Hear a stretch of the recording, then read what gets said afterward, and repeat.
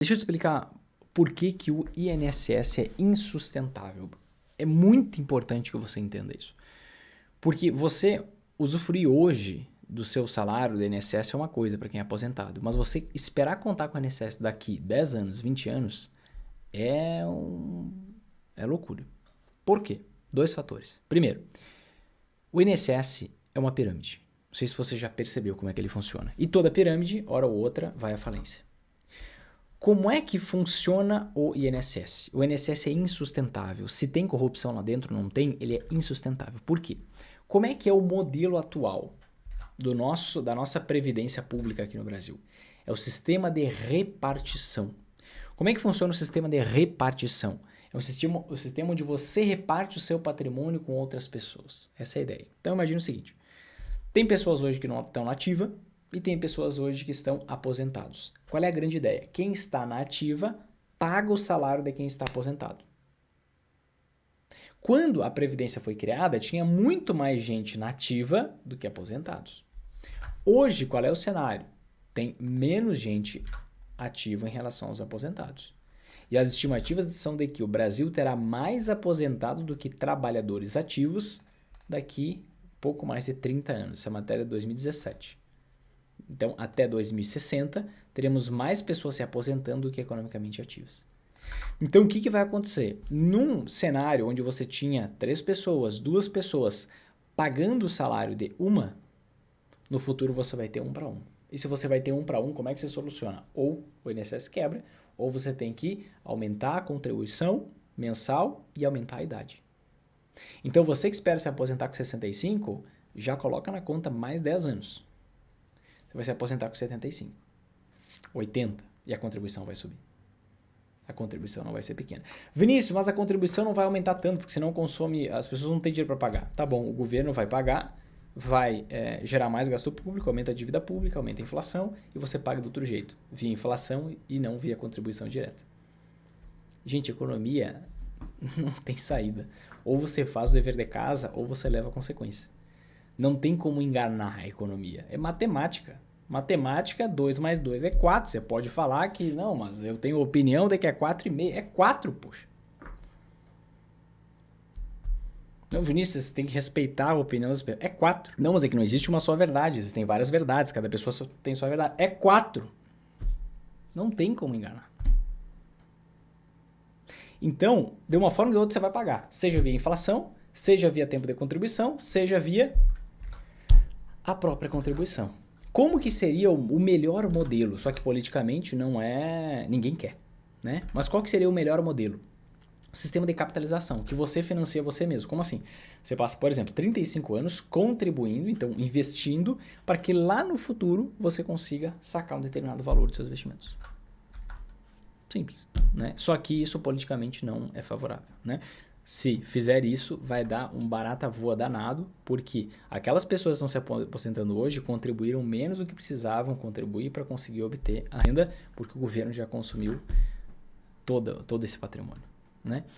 Então, queridos, vai ter aumento de tempo de contribuição e vai ter aumento da alíquota de contribuição. Se não tiver aumento de tempo, se não tiver aumento da alíquota, quem vai pagar essa conta é o governo, que na verdade somos nós, né? A gente que alimenta o governo por meio da arrecadação, e isso vai gerar dívida pública, mais gasto, mais inflação, a gente paga de qualquer jeito, vendo ou não vendo.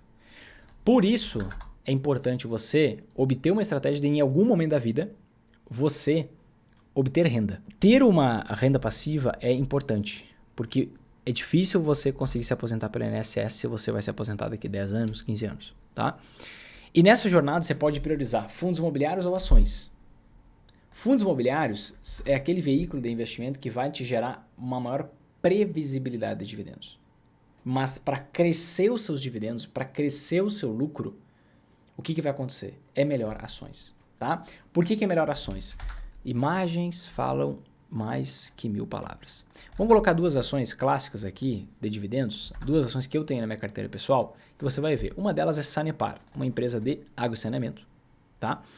Em que a gente vê a seguinte dinâmica do lucro. Olha que interessante. Lucro crescendo ano após ano. Não importa o que aconteça. Lucro crescendo. Por quê? Inflação, reajuste da inflação e assim por diante, tá? O que a gente vê da dinâmica de dividendos? A dinâmica de dividendos que você vê é a seguinte. Você vê claramente que existe uma certa oscilação, né? Poxa, crise hídrica, 2020, não vamos pagar tanto. Né? 2021, a gente está arrumando a casa aqui, não vamos pagar tanto, ainda tinha resquício da crise hídrica. Agora, 22, 23, já aumentou o dividendo. Você vê que o dividendo vai crescendo com o tempo. Né? 2008, o dividendo era 4 centavos por ação. 2023, o dividendo foi 30 centavos por ação. Então, no intervalo de 15 anos, você multiplicou esse dividendo aqui por 6 vezes. 7 vezes. 7 vezes. Tem como um fundo imobiliário aumentar em 7 vezes quanto ele paga de dividendo em 15 anos? Não tem, gente. Porque o fundo imobiliário, ele vai repassar o aluguel pro cotista. Então, assim, não tem muito como sair da própria correção da inflação. Aqui você vê um crescimento muito acima da inflação. Claramente você vê. Né? A inflação não foi 700% de 2008 a 2023. Pelo contrário, a inflação foi 700% de 94 até hoje, aproximadamente. Tá? Vamos pegar Banco do Brasil. Tá? Banco do Brasil, outro banco, outra empresa de dividendos, que você vê que tem mais oscilação no lucro. Por que tem mais oscilação do lucro? Porque depende muito mais da economia do que água e saneamento. Água e saneamento você tem o reajuste direto pela inflação. Banco não. Banco você não tem o reajuste direto pela inflação. Você precisa usar estratégias de negócio para conseguir melhorar e tudo mais, expandir o lucro. Mas você vê claramente uma dinâmica similar com Sanepar. Né? Você vê a seguinte dinâmica. Olha só, 2008, 43 centavos de dividendo por ação. 2023, R$ 2,28. Olha aqui, em 2024, já tem 1,29, já foi metade de 2023. Então aqui você vê, ó, de 43 centavos para 2,28 é 5 vezes mais dividendo.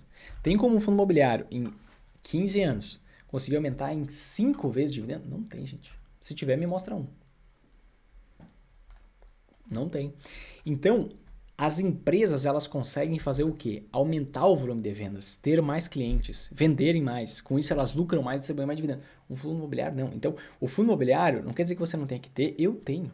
Só que se eu não estou na etapa, na fase, no momento de vida de usufruir dos dividendos, uma fase onde eu necessito de uma maior previsibilidade de dividendos, para que eu vou focar em fundo imobiliário?